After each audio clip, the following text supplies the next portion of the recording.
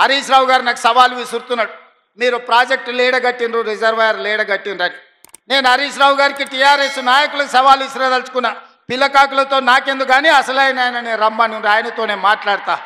శ్రీరామ్ సాగర్ మీద మాట్లాడదామా, నాగార్జున సాగర్ మీద మాట్లాడదామా, శ్రీశైలం ఆనకట్ట మీద మాట్లాడదామా, జూరాల మీద మాట్లాడదామా, భీమా మీద మాట్లాడదామా, నెట్టంపాడు మీద మాట్లాడదామా, కోయిల్ సాగర్ కట్ట మీద మాట్లాడదామా, రాజోలి బండ డైవర్షన్ స్కీమ్ దగ్గర మాట్లాడదామా, లేకపోతే మంజిరా పరివాహక ప్రాంతంలో మాట్లాడదామా? చంద్రశేఖరరావు గారు, వీళ్ళని కాదు, నువ్వు రా, నువ్వు వస్తే నీకు తెలుస్తుంది మేమేం చేసినాం, మీరేం చేసినాం.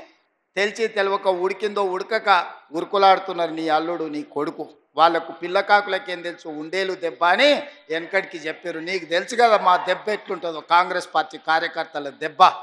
2023 డిసెంబర్ 3 నాడు చూసినావు కదా మా కార్యకర్తల దెబ్బ. ఈ చిల్లర అంటే ఈ తొండి రాజకీయము తిండి రాజకీయం రేవంత్ రెడ్డికి తప్ప ఎవరికి రావు. ఏమి తొండి రాజకీయం తిండి రాజకీయం చిల్లర మాటలు. నువ్వు మొన్న చంద్రబాబు నాయుడు గారిని పిలిచి అదేంటి ప్రజాభవన్కి పిలిచినావు కదా, నువ్వు పాదపూజ చేసినావు అని నేను అనలేనా? పాదపూజ చేసినావు, కాళ్ళు తినవు, చంద్రబాబు నాయుడు అదేందో హైదరాబాద్ బిర్యానీ తెప్పించి తినిపించినావు అని నేను కూడా అనొచ్చు కదా. ఏముంది, అది ఏం చిల్లర మాట, అదేం రాజకీయము? ఒక ముఖ్యమంత్రి స్థాయిలో మాట్లాడే మాటలా?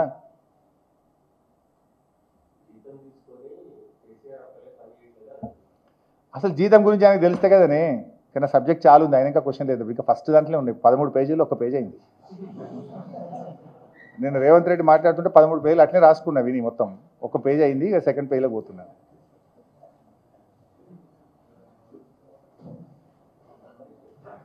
అసెంబ్లీలో ఛాన్స్ ఇస్తారేమో మంచిగా బాగా సమాధానం చెప్తుంది, కానీ మాకేమో మైక్ ఇస్తలేరు. నిన్న కూడా చూసింది కదా, మైకి అంటే ప్రశాంత్ రెడ్డి గారు మాట్లాడినట్టు కూడా హరీష్ రావుకి మైక్ ఇస్తలేడు. చూసింటారు నిన్న మీరు.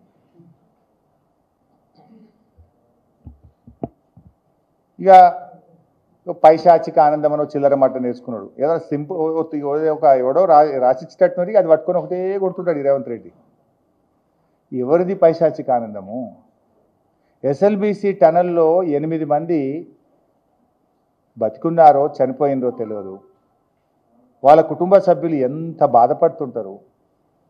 ఒక మంత్రి ఏమో టూరిస్ట్ ప్లేస్కి పోయినట్టు హెలికాప్టర్లో తిరుగుతుంటాడు, చాపర్లో ఇంటర్వ్యూలు ఇచ్చిండు. మీకు తెలుసు కదా, మీరు చూసింది కదా, చాపర్ల టీవీలో లెక్కించుకొని గాల్లో ఇంటర్వ్యూలు ఇస్తుండు. ఎందుకు, దేనికి ఇంటర్వ్యూ? నేను చాపర్లకి వెళ్ళి చూస్తే భూగర్భంలో సొరంగంలో ఏమైందో నీకు కనబడుతుంది. చాపర్లకి వెళ్ళి నీకేమైనా ఎక్స్రే కళ్ళు గిట్టున్నాయి ఏంది? ఎక్స్రే తీస్తేనేమో శరీరం లోపల ఉన్నది బయటకు వస్తుంది. ఈయన చాపర్ల మీద గాల్లో తిరుక్కుంటే టీవీలోకి ఇంటర్వ్యూలు ఇస్తుండు. ఇంకొక ఆయనేమో చేపల పులుసు చేయించునని కింద అడుగుతున్నాడు. ఎవరిది పైశాచిక ఆనందం? చావు బతుకుల్లో కొట్టుమిట్టాడుతుంటే 10 రోజులైనా నీ పాలమూరు జిల్లా అని మాట్లాడతావు కదా. ఏదేమో అడవి వాళ్ళకెళ్ళి వచ్చినా అంటాడు, నల్లమలకెళ్ళి వచ్చినా అంటావు కదా నువ్వు.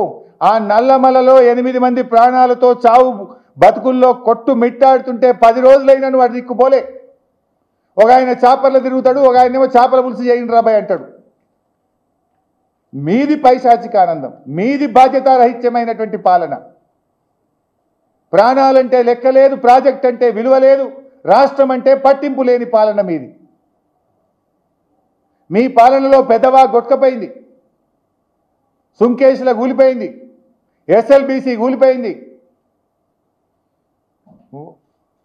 పాలమూరు ఎత్తిపోతల పథకంలో వట్టెం రిజర్వాయర్ మునిగిపోయింది. నీ పాలన 15 నెలల్లో 4 ప్రాజెక్టులు కూలిపోయాయి, 3 కూలిపోయాయి, 1 మునిగిపోయాయి.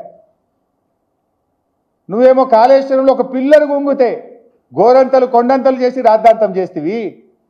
పెద్దవాగైతే మొత్తానికే కొట్టుకపోయింది. SLBC tunnel కూలైపోయాయి. ఇవాళకి ఇంకా 7 మంది ఏమైపోయినరో వాళ్ళను బయటకు తేలేని నిస్సహాయమైన స్థితిలో ఈ రాష్ట్రాన్ని నువ్వు. ఇక బిల్డప్ 2 రోజులు వచ్చాయి, 2 రోజులు వచ్చాయి. ఇప్పుడు 20 రోజులకి రోజు 2 రోజులు చెప్తారు. 2 రోజుల బయటకు రోజు ఒక్క లీక్ ఇస్తారు.